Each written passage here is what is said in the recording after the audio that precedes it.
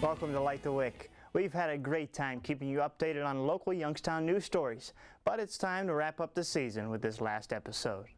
On today's show we have 3D printing, the Historical Center, and a new local art exhibit.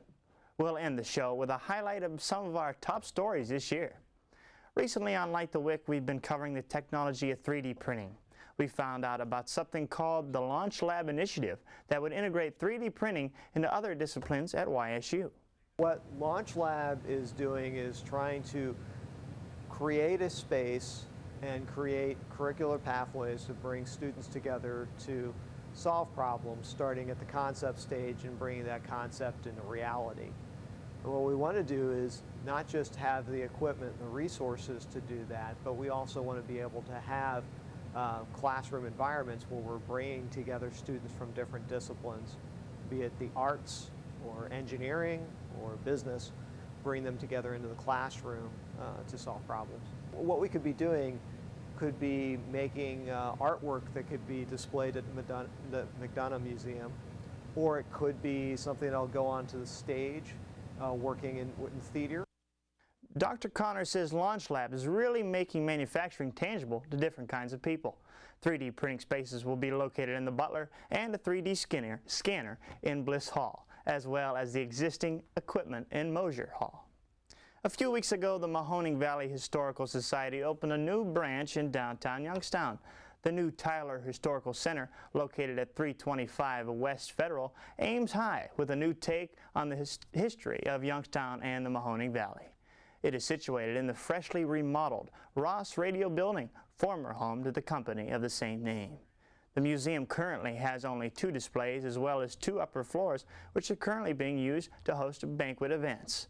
From the earnings, they hope to build complete displays by the beginning of 2017.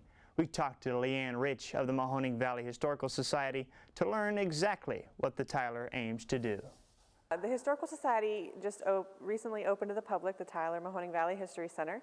We are bringing in our exhibit focusing on the history of the Mahoning Valley, the history of the people of the Mahoning Valley, more specifically, telling their stories through artifacts and photographs and things from our collections.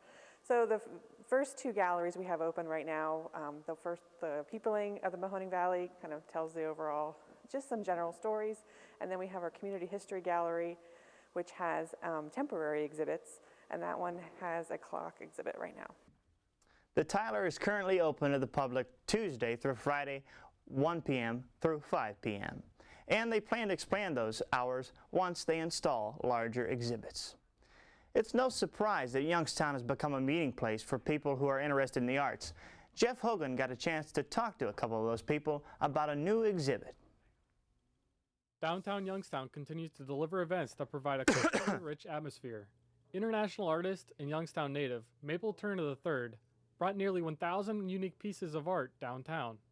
The art is on exhibit in the McKelvey Gallery, which is split between Erie Terminal Place and the Knox Building.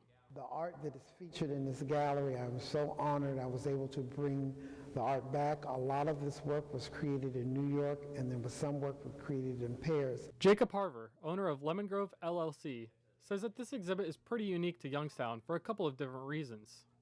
There's no other artists like Maple, and we're so lucky as a community to have artists like of his caliber here, but also to have the spaces to be able to show it. The gallery is open Tuesday through Saturday, 11 a.m. to 5:30 p.m. until December 20th. Just to bring it here and to see it come out of storage, I don't know when this will ever come out of storage. His artwork speaks for itself. We're just so blessed that he's a Youngstown native and he came home to our city to show this beautiful work with us. You can find more information at mckelveygallery.com. For Light the Wick, I'm Jeff Hogan. We've had a fun time this season of Light the Wick. If you have any story ideas for next semester, be sure to send us an email at the address listed on the screen. And as always, check our Facebook and Twitter for information about the show. We here at Light the Wick would like to thank you for watching. So here's a highlight of some of the top stories we've done this season.